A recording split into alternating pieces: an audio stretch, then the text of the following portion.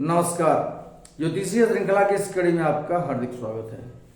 पिछले वीडियो तक हमने ज्योतिष के द्वारा जातक की आयु का निर्धारण किस प्रकार किया जाता है इसका अध्ययन किया, जिसमें क्रमवार हमने बालारिष्ट से लेकर के अपरिमित आयु तक का अध्ययन किया, उससे संबंधित सूत्रों के बारे में जानकारी प्राप्त की। अब एक नया चैप्टर हम शुरू करते हैं कि कुंडली में जो ग्रहों की स्थितियां होती हैं या जो ग्रह योग बनाते हैं उनके द्वारा हम जातक की मृत्यु का अनुमान कैसे करते हैं कि जातक की मृत्यु किन कारणों से होती है।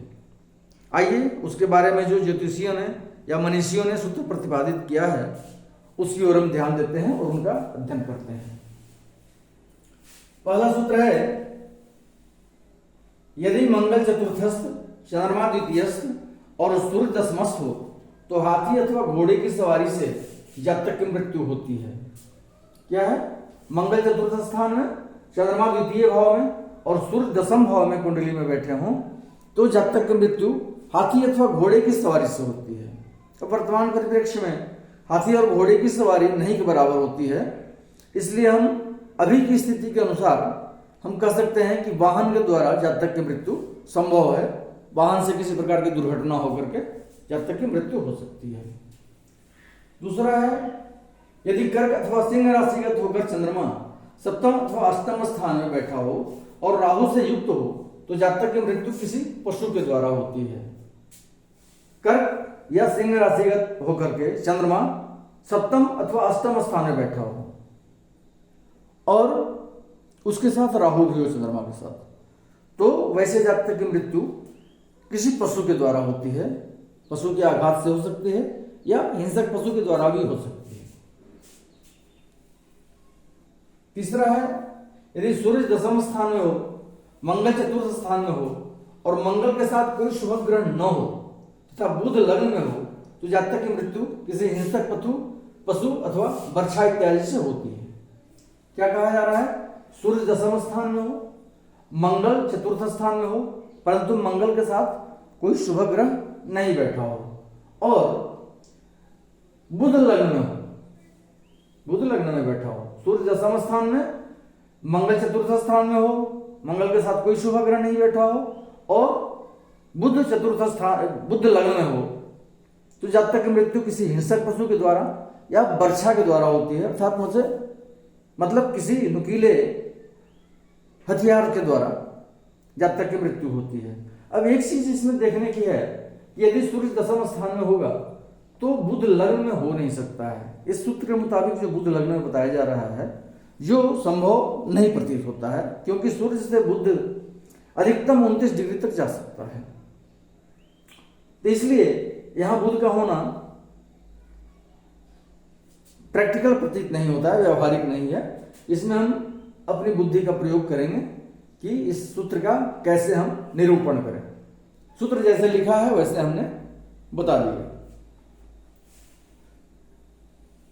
अगला सूत्र है, यदि दशम स्थान में सूर्य और चतुर्थ स्थान में मंगल हो तो किसी सवारी पर से गिरने से जातक की मृत्यु होती है। दशम स्थान में सूर्य बैठा हो, चतुर्थ स्थान में मंगल बैठा हो तो वाहन से गिर करके जातक की मृत्यु होती है।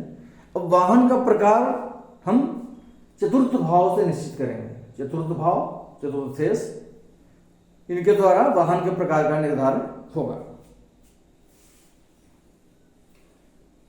पांचवा सूत्र है, यदि वृष अथवा तुला राशि का सूर्य नवमस्थ हो और उसके साथ चंद्रमा भी हो अथवा उस पर चंद्रमा की दृष्टि पड़ती हो तो जातक की मृत्यु सर्पदंश से होती है।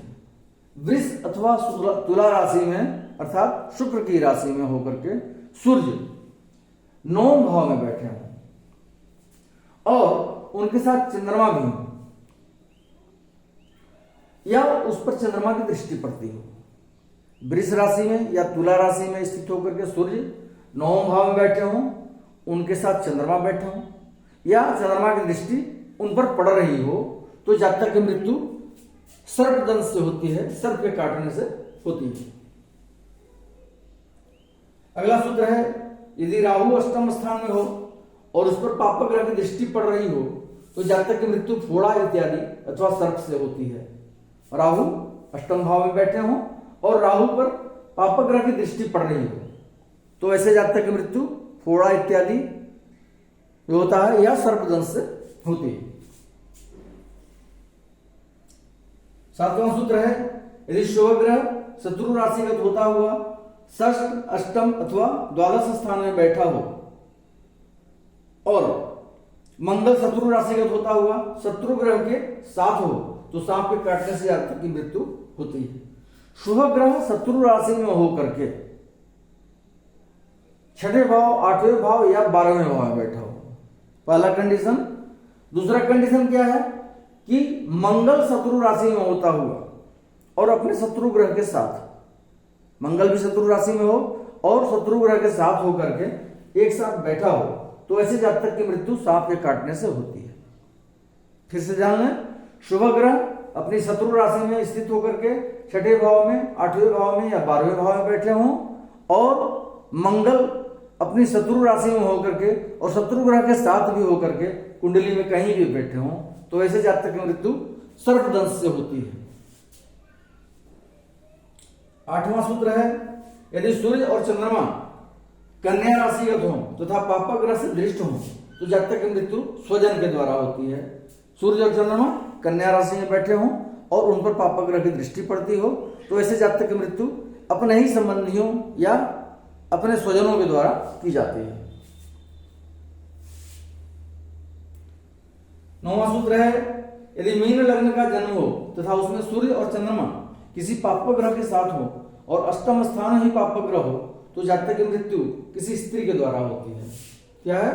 मीन लग्न का जन्म हो, मीन लग्न की कुंडली हो और उसमें सूर्य और चंद्रमा किसी पापक ग्रह के साथ बैठे हों।